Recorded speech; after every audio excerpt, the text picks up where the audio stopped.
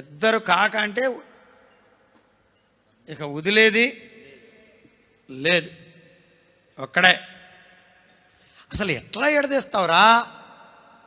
ఎడ్రమ్మా, ఎవరు నువ్వు? ఎడ్రా, ఒక్క శరీరం కదా, దా కనపడద్ది పిల్ల, అందులో కనపడద్దులే. ఇప్పుడు ఈ పిల్లని వీళ్ళ అమ్మ చనిపోయింది, వీళ్ళ అమ్మ తమ్ముడు కూడా మన దగ్గర చదివాడు, నాకు చెప్పి అయ్యా వెళ్ళిపోతున్నానని చెప్పి చనిపోయింది. అనారోగ్యం వచ్చింది. ఈ పిల్ల చెప్పుద్దంట, ఆంటీ మా అమ్మ చనిపోయింది ఆంటీ, మా నాన్న డోక్రా కట్టాలి కదా, కట్టలేక నన్ను ఇక్కడ పెట్టాడంటే నన్ను మా అక్కనే అని చెప్పిందని స్వర్ణల తక్కతో. మహా తెలివి కలది చూసారా. సపోజ్ వీళ్ళ అమ్మ ఉందనుకుందాం, వీళ్ళ అమ్మ ఉన్నప్పుడు ఈ పిల్లని నాకు సగం కావాలి, నాకు కావాలి, నాకు కావాలి అన్నప్పుడు కోర్టు సర్లే విడగొట్టి ఇవ్వండి అన్న అనుకో, విడగొట్టడానికి అవుద్దా? విడగొట్టాలంటే ఏం చేయాలి? చెరు సగం కుదురుద్దా? దానికి పోల్చాడు యేసయ్య వివాహాన్ని. చెడగొట్టడానికి వీల్లేదు. కారణం ఏదైనా కావచ్చు. కారణాలకు పోవట్లా నేను, కారణాలకు పోతే మళ్ళీ నేను మీ లైన్లోకి రావాల్సి వస్తుంది అని చెప్పాడు. కూర్చో, థ్యాంక్ యూ. అప్పుడు ఏమన్నారు చూడండి వాళ్ళు, గనుక దేవుడు జతపరిచిన వారిని మనుష్యుడు వేరుపరచ కూడదని చెప్పాను. అందుకు వారు, పాస్టర్ గారు, విజయవాడ పాస్టర్ గారు వింటున్నారా? అప్పుడు ఏమవ్వాలి? మనం బోధకులు అని చెప్తున్నాను నేను ఈ మాట. పాస్టర్ గారు తిమోతి గారు వింటున్నారా? అప్పుడు ఈ మాట చెప్పినప్పుడు అవునా అయ్యా, అలాగా అయ్యా బాబు, అయితే కాపురం చేసుకుంటాం వాళ్ళు వెళ్ళిపోయి అనాలా? అంటలా వాళ్ళు ఏమంటున్నారు? అలాగైతే మరి ధర్మశాస్త్రంలో మోషే గ్రంథంలో విడాకులు పత్రికలు తీసుకుని చెల్చీటీలు తీసుకుని అంతేనా? నీకు తెలుసా? నువ్వు అంటున్నావు చెల్చీటీలు అంటే తెలుసా నీకు? మా అమ్మ అనేది చెల్చీటీలు తీసుకుని చెల్లించుకుంటా కుదురుద్దా? నీకు నాకు బాకీ లేదు, సిటీ బస్సు ఖాళీ లేదంట, కుదురుద్దా?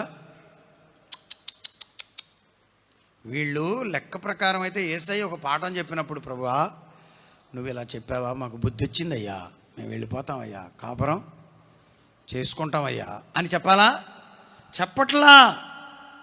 చెప్పట్లా. ఏం చెప్తున్నారు? పరిత్యాగ పత్రికనిచ్చి మోషే ఆమెను విడనాడమని ఎందుకు ఆజ్ఞాపించనని వారు మళ్ళా రెండవ ప్రశ్న లేవనెత్తారు. అదేంటి ప్రభు, అదేంటి కోర్టుకెళ్ళి విడాకులు తీసుకుంటే పర్లేదంటగా అంటున్నారు. ఏయ్ మోషే కోర్టులో చెప్పింది ఏంటంటే, దేవుడు చెప్పింది ఏమి మోషే చెప్పలా. అంటే బైబిల్లో ఉందని దేవుడు చెప్పిందని అంటారు మీరు. బైబిల్లో ఉన్నాయన్నీ దేవుడు చెప్పినవేమి కాదు. చూసారా? దేవుడు చెప్పనివి కూడా బైబిల్లో ఉన్నాయి. ఏమండి? జోఫర్ పలికిన మాటలు దేవుడు చెప్పినవా? బిల్దదు చెప్పిన మాటలు దేవుడు చెప్పినవా? ఏమండి? ఎలీఫస్ చెప్పిన మాటలు దేవుడు చెప్పినవా? మరి ఎందుకు వాటిని బైబిల్లో రాయించాడు? నేను చెప్పకపోయినా వాళ్ళు చెప్పారా, మీరు ఇట్లా చేయకండి అని చెప్పడానికి రాయించాడు. చూసారా?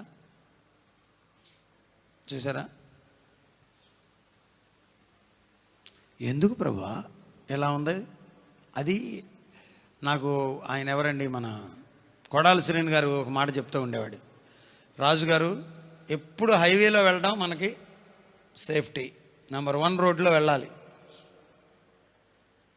పర్లేదులే దగ్గరగా అని మనం షార్ట్ కట్లో వెళ్ళామా ఇబ్బందే అనేవాడు. చూసారా?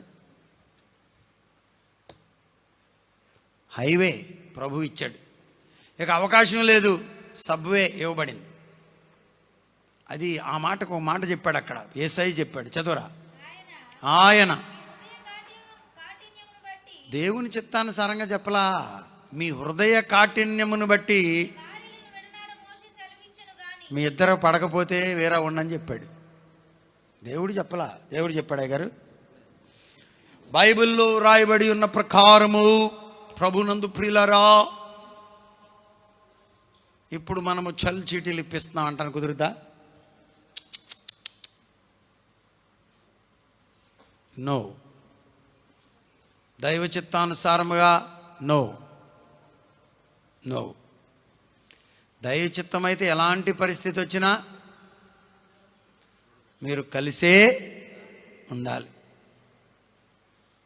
కలిసే ఉండాలి. కలిసే ఉండాలి. కలిసే ఉండాలి. వేరవడానికి వీలు లేదు. స్తోత్రం.